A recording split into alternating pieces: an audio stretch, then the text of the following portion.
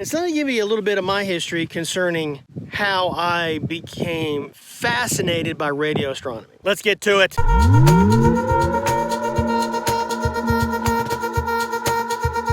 I grew up in West Virginia, and every weekend my grandparents, they'd take some big long drive on the weekend. We'd find little hiking spots, little state parks, and we were riding around, didn't know where we were going, we're just cruising, exploring, and we came across this hilltop, and we came across this sign that said, "Turn off all radios." And as we reached the top of the summit, there in the valley below were dishes that looked just like this, some bigger. They were amazing. And it was the Green Bank Radio Observatory in, I think, one of the nation's only quiet zone. There's no Wi-Fi, you can't have cell phones, there's no radio at all in this valley in West Virginia because it is so sensitive. If it was today, I couldn't take my camera into Green Bank to videotape it. I'd just have to take still photos with a film camera to take the shots. That is how sensitive the signals are that they're listening to in Green Bank. You know, my head exploded as a child. And, oh my God, we gotta go, can we go, oh, please go. They relented because I kind of, they just didn't want to hear me cry all the way home. Went into a facility, we got on the bus and we took the tour. We rode around the grounds. And the tour guide was telling us about, oh, this radio telescope does this. And over here's the dormitory for the scientists. And over here's a baseball field. And there's like deer running through the baseball field. So we get to the visitor center, and there's a film. They're going to show us this film in the visitor center. And this guy with this really distinctive accent shows us a little film about SETI, the search for extraterrestrial intelligence. And this guy with a real peculiar accent told us about how aliens could be listening to all of our radio waves. Everything that we've put out, if it has a sufficient enough power, escapes the electromagnetic field of Earth and can travel through space. It goes on forever. Now the signal gets weaker, but it continues. And then he flipped it. He says, what if we can hear the radio signals of an alien civilization? At this point in time, I had already turned my bedroom into a laboratory. I had all sorts of electronic projects. I was already in the ham radio. It was, I was one of those kids, right?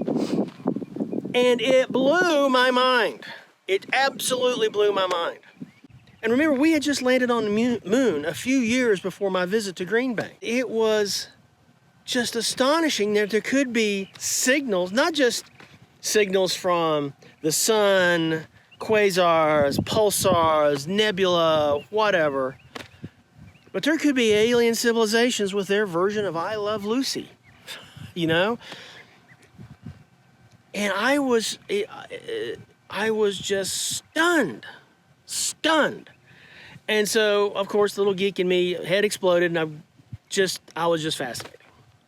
So I really started researching more, reading more as I could about radio astronomy. I went to the local college library, Concord College in Athens, West Virginia, and started reading up on radio signals and radio astronomy as much as I could. My head was just literally on fire. Maybe a year or two later, there was this show called Cosmos. And I was there, I was all geeked out. I actually had a cassette recorder all hooked up with my microphone at the TV speaker. I had my little notepad, I had my pencils, had a pencil sharpener and eraser so I could take notes during the broadcast because that's the kind of nerd I am. You have no idea what it's like to go through life like me. So here I am, pencil to paper, ready to download the knowledge of the universe on my notepad. And here comes that distinctive accent.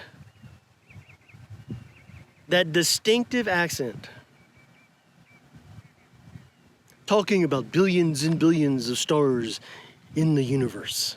The guy at Green Bank that showed me the SETI movie that blew my mind was none other than Carl Sagan. It was Carl Sagan! If I had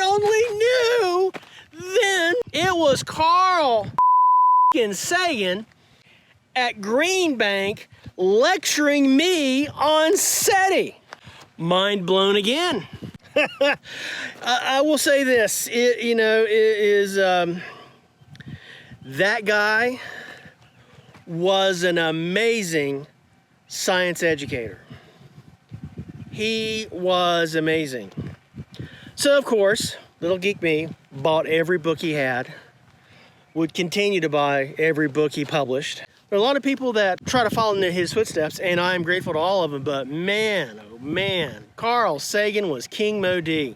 And Carl Sagan is why I'm here today. If it wasn't for Carl Sagan, I would have just drove by, oh, it's some military thing, with no interest.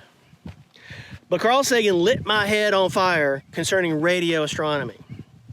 And that's why what they're doing, whatever they're doing here at the Owens Valley Radio Observatory, is vital to science. Absolutely vital. And I encourage you to get involved. Even if it's a hobby, even if it's just a little hobby experiment. You can find an old dish, hook it up to a Raspberry Pi, and start recording data. You will probably not know what you're listening to, but you can find out. You can learn what you're listening to. And I guarantee you, it will astonish you. So that's all from the Owens Valley Radio Observatory. If you like this video, give it a thumbs up. If you like what I'm doing, please subscribe. Till next time, I'll be your lab partner. Take care. Bye-bye.